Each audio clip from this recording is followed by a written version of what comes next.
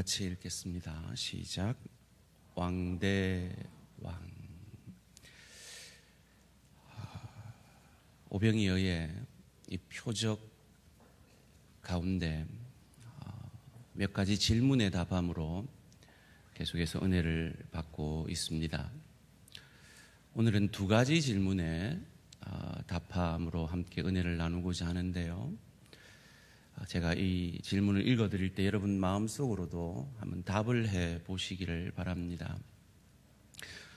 오늘 본문 가운데 예수님은 자신을 왕으로 추대하려는 이들을 피해서 산으로 도망하십니다. 왜일까요? 두 번째로, 오늘 본문에는 없지만 동일한 본문을 다루고 있는 마태복음 14장에 이어 바로 15장에 7병이어 7개 떡과 2개의 물고기로 표적을 이루시는 그 표적이 나오는데요. 그 7병이어의 표적과 이 5병이어의 표적의 차이는 무엇이며 이것을 통해 우리는 어떤 도전을 받을 수가 있는 것일까요? 첫 번째로, 우리가 왜 예수님은 자신을 왕으로 추대하는 이들을 피해 산으로 도망하시는지를 한 세 가지로 그 이유를 살펴보며 은혜를 받고자 합니다. 오늘 본문 15절 말씀 함께 읽습니다. 시작. 그러므로 예수께서 그들이 와서 자기를 억지로 붙들어 임금으로 삼으려는 줄 아시고 다시 혼자 산으로 떠나가시니라. 그들이 억지로 붙들어 예수님을 임금으로 삼으려 해서 도망을 가십니다. 여기서 붙들어라는 이 단어를 원문에 찾아보니까 하르파조라는 단어인데요, 억지로 잡았다라는 뜻입니다. 꼭 움켜쥐다, 강탈하다, 끌어내다. 왕으로 삼으려는 이에게 전혀 왕 대우를 하지 않는 모습으로 예수를 왕 삼으려 하는 것이죠. 그래도 그렇지 산으로 도망할 것까지 뭐 있었겠습니까? 더군다나 주님은 이 땅에 왕이 되시기 위해 오셨다라고 누가복음 19장 27절의 문화 비유가 이렇게 말합니다. 그리고 내가 왕됨을 원하지 아니하던 저 원수들을 이리로 끌어다가 내 앞에서 죽이라 하였느니라. 이를 통해서 예수님께서 이 땅에 오신 것은 왕이 되기 위함을 우리는 알 수 있습니다. 그런데 왜 왕 삼으려는 저들에 대하여 도망하시는 것일까요? 오늘 본문의 제목이 뭐였는지 기억나시죠? 왕 대 왕. 같은 왕이라도 다른 왕이 있다라는 것입니다. 그들이 세우려는 왕과 예수님이 되시려는 왕이 다르다라는 것이죠. 왜 예수님은 자신을 왕으로 삼으려는 그들에 대하여 도망가셨을까요? 첫 번째로, 그들이 세우려는 왕은 세상의 필요만을 채워주는 정치적 메시아로서의 왕이었기 때문입니다. 오병이어의 기적을 경험하고 그들은 놀랍니다. 저분이 우리가 기다리던 메시아가 아니겠나 기대하게 됩니다. 그것을 오늘 본문 14절에서는 이렇게 말해줍니다. 그 사람들이 예수께서 행하신 이 표적을 보고 말하되 이는 참으로 세상에 오실 그 선지자라. 모세가 나와 같은 선지자 하나가 이 땅에 올 것이다라고 얘기했던 그 선지자 메시아가 바로 저분이다 라고 환호하고 있는 것입니다. 그런데 예수님은 도망치십니다. 왜요? 그들이 기대한 것은 그들의 경제적인, 정치적인 필요를 채워주는 정치적 메시아였기 때문입니다. 여기서 우리는 당시의 유대인들이 믿었던 유대 신학에 대해서 알 필요가 있습니다. 유대인들은 종말을 태초의 회복이라고 믿었습니다.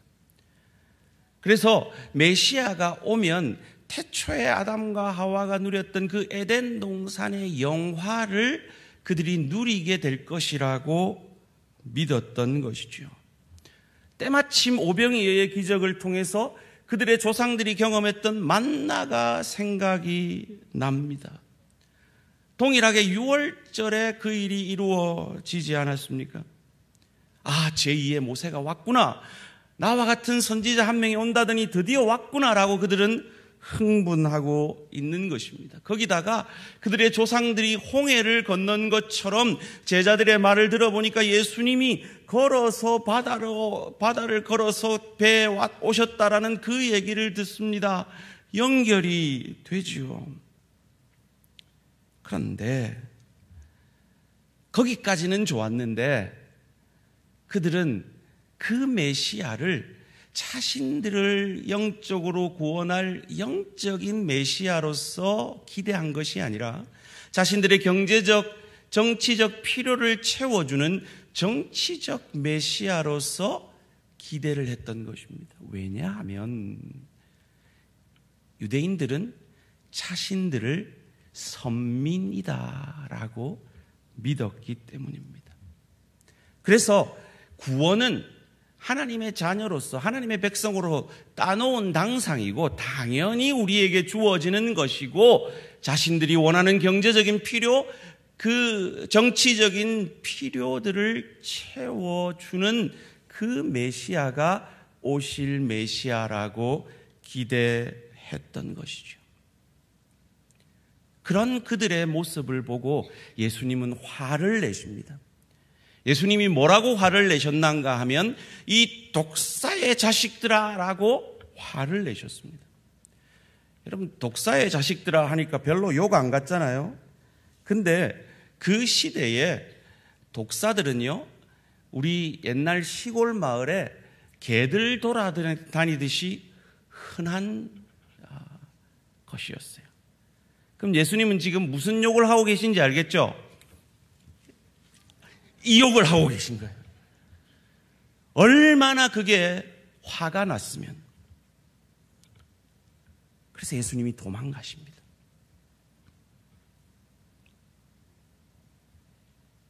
유대인도 이방인도 그들의 죄를 사하기 위해 오실 영적 메시아가 필요합니다. 하나님의 참 한의가 필요합니다. 그래서 로마서 3장 20절은 이렇게 말하는 거예요. 그러므로 율법의 행위로 그의 앞에 의롭다 하심을 얻을 육체가 없나니 율법으로는 죄를 깨달음이니라.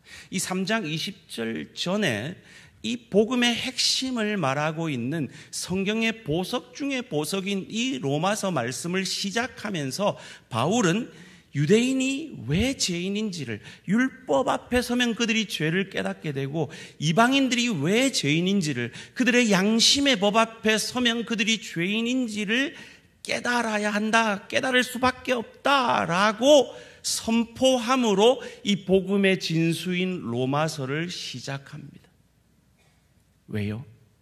이것이 복음의 시작이기 때문입니다.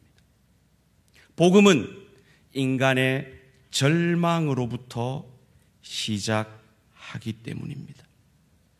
그 인간의 절망에서 메시아 그리스도, 나는 영적 메시아, 오실 그 메시아 아니면 이 죄의 문제를 해결 안 받을 수 없구나라고 깨닫게 되어지기 때문입니다. 그래서 이 오병이어의 표적을 행하기 전에 예수님은 그런 인간의 상태를 보여주십니다. 무엇을 통해서요? 포도주가 떨어진 가나 혼인잔치를 통해서요. 세상 가장 잘난 사람이지만 내가 다시 엄마 뱃속으로 들어가야 됩니까? 라는 어리석은 질문을 할 만큼 영생에 대해서 갈망하는 니고데모를 통해서요. 남편 5에게 버림받고 지금 사는 남자는 자기를 이용하는, 그래서 세상에 대해서 외면하고 사는, 그래서 12시 정오에 아무도 나오지 않는 그때 물을 기르러 올 수밖에 없었던 비참한 상태의 사마리아 여인을 통해서요.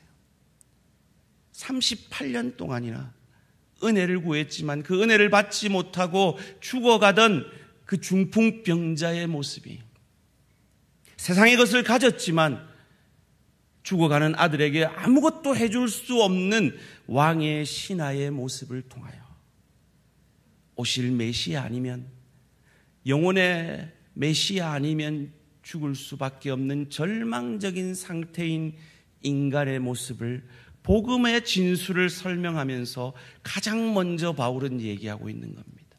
그리고 그것을 역전시키죠. 로마서 3장 21절 함께 읽습니다. 시작. 그러나 이제는 율법 외에 하나님의 한 의가 나타났으니 율법과 선지자들에게 증거를 받은 것이라.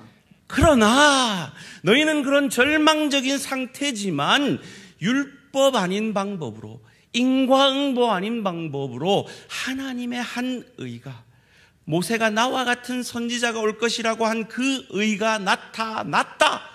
그것은 율법과 선지자들에게 구약의 증거를 받은 것이다.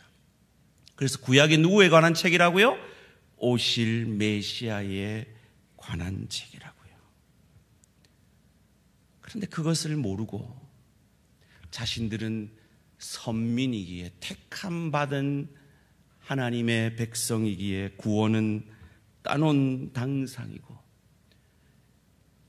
하나님께 정치적 메시아만을 바라고 있는 이들에게 예수님은 오병이어의 기적을 통해 예수님을 그렇게 간절히 찾아 헤매던 이들을 만나 이렇게 정죄하십니다. 요한복음 6장 26절 말씀입니다. 예수께서 대답하여 이르시되 내가 진실로 진실로 너희에게 이르노니 너희가 나를 찾는 것은 표적을 본 까닭이 아니요, 나를 영적 메시아로 믿고 따르는 까닭이 아니요, 떡을 먹고 배부른 까닭이라. 나를 너희의 세상의 필요를 채워주는 정치적 메시아, 경제적 메시아라고 믿고 따르는 것이니라 라고 정죄하고 계신 것입니다. 저와 여러분은 어떠합니까? 여러분 이 자리에 왜 나와 계십니까? 떡입니까? 죄 사함입니까? 지난주 인용한 글을 다시 한번 읽어드리겠습니다. 만약 인간에게 가장 절실하게 필요한 것이 지식이었다면 하나님께서는 위대한 교육자를 구원자로 보내주셨을 것입니다. 인간에게 가장 절실하게 필요한 것이 기술이었다면 하나님께서는 최고의 과학자를 구원자로 보내셨을 것입니다. 만약 돈이었다면 최대의 재벌을, 즐거움이었다면 세계 정상의 연예인을, 육체의 건강이었다면 세계 제일의 명의를 보내셨을 것입니다. 그런데 십자가에서 무력하게 돌아가신 예수님을 하나님께서 인간의 구원자로 이 땅에 보내신 까닭은 대체 무엇입니까? 인간에게 가장 절실하게 필요한 것은 죄의 해결, 다시 말해 죄로부터의 구원이었기 때문입니다. 세상의 떡을 갈구하던 이들에게 하늘의 영원한 떡을 소개하는 것이 오병이어의 표적입니다. 그들은 예수님이 세상의 떡을 주는 정치적 메시아라고 생각하여서 종려주일에 호산나 다윗의 자손 예수여라고 외칩니다. 그런데 예수님이 너무나 무력하게 종교 지도자들에게 재판받고 십자가로 끌려가는 모습을 보고 그들이 호산나라고 외치던 그들의 음성이 바뀝니다. 저를 십자가에 못 박으소서. 바라바를 내게 주소서라고 말이죠. 풍요의 축복만을 바라고 예수를 믿는 자들은 하나님께서 깊이의 축복을 내리시면 그것을 저주라고 말합니다. 하나님이 살아계시지 않는다라고 말합니다. 아닙니다. 하나님은 더 큰 축복을 내리고 계신 것입니다. 물론 우리는 풍요의 축복을 위해서 기도해야 합니다. 그리고 하나님은 우리의 기도에 응답하실 것입니다. 그러나 하나님은 또한 깊이의 축복을 내리시는 하나님이신 것을 잊지 말아야 합니다. 우리는 하나님이 가지고 있는 것만 탐내어서는 안 됩니다. 하나님 자신을 사랑해야 합니다. 그것을 지난 시간에 제가 하나님이 수단이 되어져서는 안 된다라고 말씀을 드렸습니다. 하나님 자신이 우리의 목적이 되어져야 한다고 했습니다. 탕자는 자기 아버지를 수단으로 삼았습니다. 아버지의 것의 것만, 아버지가 가진 것만 탐내었습니다. 그래서 아버지가 죽었으면 좋겠습니다라는 그 고백을 아버지에게 죽어서야 받을 수 있는 재산 반을 받아 허랑방탕하게 허비합니다. 그리고 그는 깨닫습니다. 자신이 아무리 많은 것을 가지고 있어도 자신의 자원에는 한계가 있음을 깨닫습니다. 무한한 자원인 아버지 자신이 우리의 참 행복의, 참 만족의, 참 기쁨의 근원인 것을 깨닫게 됩니다. 그리고 아버지께로 돌아오는 것입니다. 그것을 이 오병이어가 우리에게 가르쳐 주고 있는 것입니다. 그래서 이 오병이어를 만나와 연결하고 성만찬과 연결하는 것입니다. 예수님께서는 십자가에서 이 성만찬의 떡의 찢겨지듯 자신의 육체를 찢으심으로 우리에게 주셨습니다.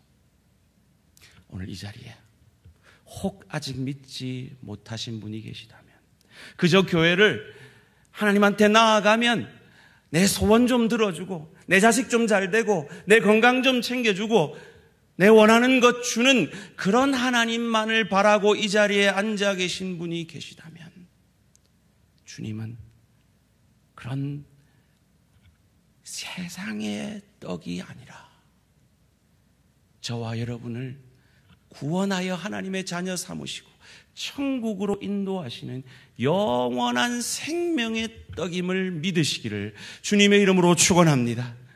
그리고 그 생명의 떡이 예수임을 이미 믿고 계신 분들이 계시다면, 여러분의 지금 상황과 형편처지에도 불구하고 세상 가장 귀한 큰 축복을 이미 받은 자들인 것을 믿으시기를 주님의 이름으로 축원합니다. 두 번째로, 왜 예수님은 자신을 왕으로 세우려는 자들에게서 도망가셨을까요? 아버지 하나님의 뜻을 따라 영적 메시아로서의 왕이 되기 위해 기도하려고 도망하신 것입니다. 15절 말씀 함께 읽습니다. 시작. 그러므로 예수께서 그들이 와서 자기를 억지로 붙들어 임금으로 삼으려는 줄 아시고 다시 혼자 산으로 떠나 가시니라. 여기 재미난 단어들이 있습니다. 다시, 혼자, 산으로, 홀로 계셨습니다. 예수님은 기도하려고 그들에게서 도망가신 것입니다. 홀로 말이죠. 그런데 여기서 다시라는 단어가 있습니다. 이것을 누가복음 22장 29절에서는 이렇게 설명합니다. 내 아버지께서 나라를, 누가복음 22장 29절, 예수께서 나가사 습관을 따라 감람산에 가심에 제자들도 따라갔더니, 습관을 따라 기도하셨습니다. 무슨 기도를 하셨을까요? 예수님은 지금 절정의 인기를 구가하고 계십니다. 마음만 먹으면 세상의 왕이 되어질 수 있습니다. 그런데 그가 이 땅에 오신 것은 그런 정치적 메시아가 되려는 것이 아니라 주께서 원하시는, 하나님 아버지께서 원하시는 영적 메시아가 되려 하시는 것입니다. 그리고 예수님은 지금 완전한 인간이십니다.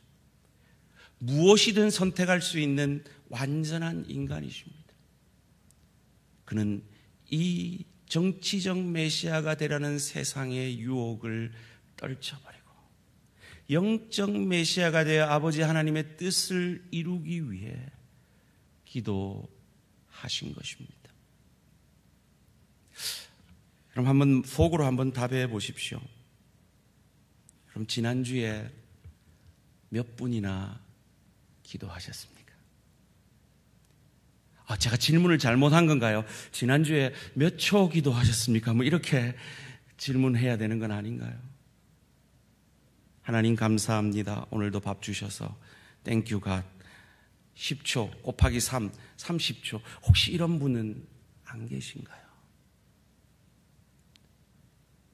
예수님은 하나님이십니다. 또한 완전한 인간이십니다. 그런 예수님이 하나님의 뜻을 이루기 위해 홀로 감람산에 가시는데 얼마나 걸리셨을까요? 모르겠습니다. 꽤 걸리셨을 것 같아요. 그렇게 걸려서 갔는데 짧게 기도하고 오셨을까요? 아닐 것 같아요. 홀로 기도하기 쉽지 않으시죠? 그래서 우리 교회가 새벽 기도가 있잖아요. 수요 기도회가 있고 금요 기도회가 있잖아요. 골방의 기도 하실 수 있으면 깊이 예수님처럼 혼자 되는 산으로 가시는 그 기도의 시간들을 가지심으로 하나님의 뜻을 이루는 저와 우리 모든 성도님들 되시기를 주님의 이름으로 축원합니다. 그렇게 힘드시면, 집에서 혼자 하는 게 힘드시면 나오세요. 기도의 자리로 나오세요. 그리고 함께 기도하시면 새로운 힘을 얻으시게 될 겁니다. 나 홀로 예수의 제자 되는 거 쉽지 않습니다.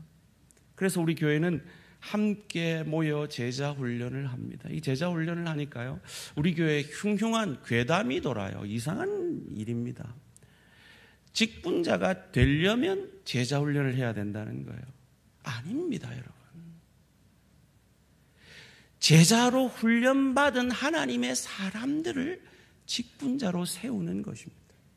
우리가 제자 훈련을 하는 것은 직분자 세우려는 것이 아닙니다. 예수의 제자로 우리 대한가족들 한 사람 한 사람들을 세워가려는 것입니다.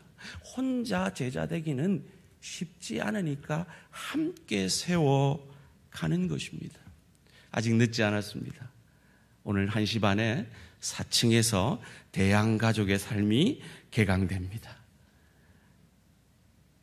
주님의 제자로 빚어져야 할 이유를 성경은 우리에게 이렇게 가르칩니다. 마태복음 28장 18절에서 20절 말씀입니다. 예수께서 나와 말씀하여 이르시되 하늘과 땅의 모든 권세를 내게 주셨으니 그러므로 너희는 가서 모든 민족을 제자로 삼아 아버지와 아들과 성령의 이름으로 세례를 베풀고 내가 너희에게 분부한 모든 것을 가르쳐 지키게 하라. 볼지어다 내가 세상 끝날까지 너희와 항상 함께 있으리라 하시니라. 우리는 이런 말은 좋아해요. 내가 세상 끝날까지 너희와 항상 함께 있으리라. 이런 말은 좋아해요. 그런데 그 앞에 그렇게 되려면 어떻게 해야 된다고요? 제자를 삼아야 된다고요. 제자가 되어져야 한다고요. 그냥 한번 예배 보고 가는 자들이 아니라 예수의 제자가 되기 위해 말씀과 기도로 예수님처럼 몸부림치는 그가 제자로 빚어져 간다라는 것입니다. 소원합니다. 예수님이 기도에 힘쓰셨다면 하물며 우리이겠습니까? 예수님처럼 하나님의 뜻을 이루기 위해 기도의 자리로 나오는 저와 우리 모든 성도님들 되시기를 주님의 이름으로 축원합니다. 세 번째로, 예수님은 왜 자신을 왕으로 세우려는 자들에게서 도망가셨을까요? 예수님이 되시려는 왕은 그들의 기대와 달리 군림하는 왕이 아니라 섬김의 왕이셨기 때문입니다. 저는 지난 수요일 날 시편 23편을 통해 은혜를 받았죠. 1절 2절 말씀 함께 읽겠습니다. 시작. 여호와는 나의 목자시니 내게 부족함이 없으리로다. 그가 나를 푸른 풀밭에 누이시며 쉴 만한 물가로 인도하시는도다. 푸른 풀밭에 누이시며. 이 오병이 예언은 사복음서 전체에 나와 있는데 마태, 마가, 누가복음은 이 밭을 빈 들이라고 표현합니다. 이건 에레모스라는 원문인데요. 이 광야를 얘기해요. 마치 이스라엘 백성들이 40년 광야 생활을 했던 그 광야와 같은 표현인 것입니다. 그런데 재미난 것은요, 여러분들은 못 느끼시겠지만 마가복음 기자가 쓴 이 글을 보면 이스라엘 사람들은 그 광야를 자연스럽게 떠올리게 됩니다. 마가복음 6장 39절 40절 말씀 함께 읽습니다. 시작. 제자들에게 명하사 그 모든 사람으로 떼를 지어 푸른 잔디 위에 앉게 하시니 때로 100명씩 또는 50명씩 앉은지라. 100명씩 50명씩 무리를 지어 앉게 하십니다. 유대 백성들은 바로 이 말에 광야를 생활을 할 때 모세가 임명한 50부장, 100부장이 떠올랐을 겁니다. 그래서 예수님이 그걸 아시고 이 오병이어와 만나를 연결시키십니다. 그리고 성만찬과 연결시키셔서 자기가 그 만나처럼 한시적인 떡이 아니라 영원한 생명의 떡인 것을 말씀하십니다. 그때 앉히시고라는 표현이 사복음서 전체에 나옵니다. 오늘 본문에서도 나오죠. 피프토라는 단어인데요. 이 단어는 기대어 눕다라는 뜻이에요. 유대인들은 이 식사를 할 때 우리처럼 바로 앉아 안 먹었어요. 이렇게 기대어서, 자꾸 마이크가 떨어지게, 기대어 누워서 먹었어요. 편안하게 말이죠. 지난 수요일 날 우리가 은혜 받았잖아요. 양들은요, 안전함을 느끼지 않으면 절대로 눕지 않습니다. 지금 예수님은 무슨 말씀을 하고 있습니까?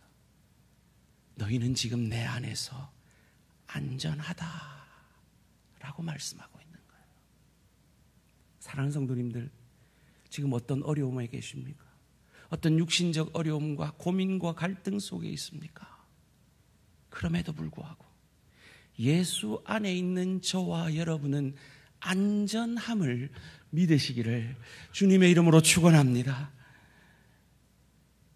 그런데 여러분, 섬기실 때 잘해야 함을 우리는 알 수 있어요.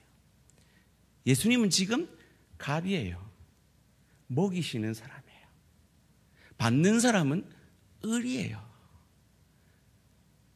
그래서 저 50명 줄 똑바로 서세요. 눈 크게 뜨시오. 이러실 수 있어요. 그런데 예수님은 편히 누이셨어요. 그가 지금 먹이시는 사람들이 누굽니까? 먹을 것이 없는 빈민들이에요. 천한 사람들이에요. 무시해도 될 만한 사람들이었어요. 그런데 예수님은 그들을 무시하지 않으세요. 편안하게 앉히세요. 그리고 그들을 진심 어리게 섬기세요. 그것을 마태복음 20장 26절에서 28절은 이렇게 얘기합니다. 너희 중에는 그렇지 않아야 하나니 너희 중에 누구든지 크고자 하는 자는 너희를 섬기는 자가 되고 너희 중에 누구든지 으뜸이 되고자 하는 자는 너희의 종이 되어야 하리라. 인자가 온 것은 섬김을 받으려 함이 아니라 도리어 섬기려 하고 자기 목숨을 많은 사람의 대속물로 주려 함이니라. 이 한 주간 이 예수님의 섬김으로 구원받은 자로서 가정에서, 일터에서, 주회교회에서 섬기시는 저와 우리 모든 성도님들 되시기를 주님의 이름으로 축원합니다. 예수님은 정치적 메시아를 삼으려는 그들에게 나는 영적 메시아가 되어야 된다라고 도망하셨습니다. 그리고 그 영적 메시아가 되기 위해서 하나님과 독대하는 기도의 시간을 가지셨습니다. 그리고 그분은 섬김의 주님이심을 우리에게 보여주십니다. 앞서 말씀드린 대로 종려주일에 예루살렘 성전으로 올라가던 그 예수님을 향하여 모든 유대 백성들은 외칩니다. 호산나, 다윗의 자손이여. 그들의 겉옷을 벗어 던집니다. 예수님을 찬양합니다. 경배합니다. 그런데 예수님이 그런 그들의 정치적, 경제적 필요를 채워주는 정치적 메시아가 아니라 영적 메시아인 것을 알고 무력하게 죽어가는 그들을 향하여서 예수님은 우셨습니다. 무력하게 죽어가는 예수님을 향하여 저를 십자가에 못 박으소서, 바라바를 내게 주소서라고 고백하는 그들을 향하여 우셨습니다. 우리를 보고는 어떠실까요? 그리고 예수님은 제자들을 향하여 물으십니다. 너희도 나를 떠나려느냐?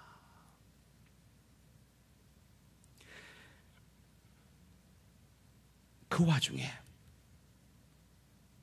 진짜 제자들이 2000년 동안 있었습니다. 그들은 신앙을 지켰고 예수님이 육신의 떡이 아니라 생명의 떡임을 믿고 순교의 제물로 그들을 바쳤고 복음을 위하여 그들의 생명을 아끼지 아니하고 드린 사람들이 있었습니다. 그리고 그들에게 예수님은 도망가지 않으시고 다가오셔서 위로해 주셨습니다. 왜 사람들이 그토록 열광하던 예수님을 향하여 조롱하며 떠나갔을까요? 예수님의 모습이, 영적 메시아로 죽어가는 그 예수님의 모습이 그들에게는 아무 흠모할 만한 것이 없었기 때문입니다. 그리고 그것은 이사야에게서 이렇게 예언된 말씀입니다. 이사야 53장 1절 2절 말씀입니다. 우리가 전한 것을 누가 믿었느냐? 여호와의 팔이 누구에게 나타났느냐? 그는 주 앞에서 자라나기를 연한 순 같고 마른 땅에서 나온 뿌리 같아서 고운 모양도 없고 풍채도 없은즉 우리가 보기에 흠모할 만한 아름다운 것이 없도다. 예수를 믿는다는 것, 예수를 잘 믿는다는 것, 그리고 예수의 뜻대로 산다는 것, 예수님께 순종한다는 것, 헌신한다는 것, 세상의 눈으로는 사실 흠모할 만한 것이 아무것도 없습니다. 그런데 그 죽으심을 통해 예수님은 저와 여러분을 살려내셨습니다. 이 오병이어의 가장 큰 수혜자들은 아무것도 모르고 육신의 떡으로만 알고 먹은 그 무리들이 아니라 이 기적의 현장을 몸소 체험했던 제자들이었습니다. 주님께 순종함으로, 섬기심으로 이 제자들이 받은 유익을 누리시는 저와 우리 모든 성도님들 되시기를 주님의 이름으로 축원합니다. 두 번째 질문이 뭐였는지 기억이 나십니까? 칠병이어의 표적과 오병이어의 표적의 차이는 무엇이며 우리에게 어떤 도전을 주는 것일까요? 칠병이어는 떡이 2개 더 있었습니다. 4,000명을 먹이셨습니다. 남자만 말이죠. 그리고 7바구니가 남은 차이점이 있었습니다. 그런데요, 분명히 차이점이 있어야 하는데 차이점이 없는 부분이 하나 있습니다. 무엇인지 아시겠습니까? 마태복음 15장 33절을 읽으면서 한번 발견해 보십시오. 시작. 그들이 이르되 광야에 있어 우리가 어디서 이런 무리가 배부를 만큼 떡을 얻으리까? 계속 띄워주시고요.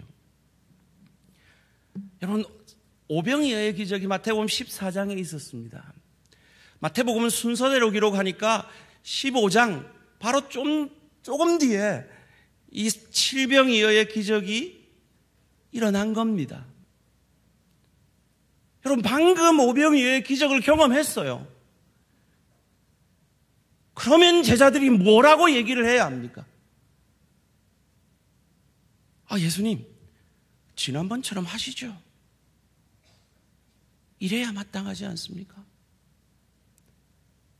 그런데 오병이어 때와 아무 차이가 없이 우리가 어디서 이런 무리가 배부를 만큼 떡을 얻으리까 반문합니다.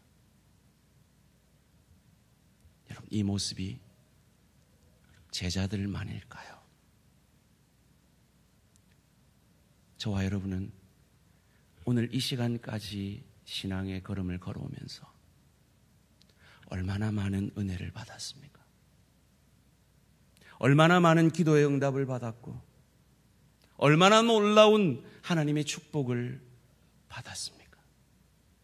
그런데도 또 작은 문제 앞에 부딪히면 그 문제에 함몰되고 시험에 함몰되어지는 오늘 이 칠병이 앞에 제자들과 같은 모습은 아닙니까? 얼마나 더 받아야 할까요? 얼마나 더 경험해야 할까요? 정말 우리에게 필요한 것은 하나님 은혜 더 주십시오가 아니라 지난 오병이어와 같은 그 은혜를 내게 주셨음을 기억함으로 이제는 그 복의 통로, 은혜의 통로, 하나님의 뜻을 이루기 위해 기도의 자리로 나아오며 섬김의 자리로 나아가야 할 때가 아닐까요? 칠병이어 앞에 아무 변화가 없었던 이 제자들과 같지 아니하게 지난 여러분의 삶 가운데 허락하셨던 그 놀라운 하나님의 은혜를 기억함으로 이 한 주간 가정에서, 일터에서, 주의교회에서 은혜의 도구로 여러분의 남은 생에 오병이어의 기적과 같은, 칠병이어의 기적과 같은 그 12바구니에 남겨진, 7바구니에 남겨진 그것을 통하여 또 다른 오병이어의 기적이, 칠병이어의 기적이 나를 통해 일어나도록 복의 통로, 은혜의 통로가 되어지는 저와 우리 모든 성도님들 되시기를 주님의 이름으로 축원합니다.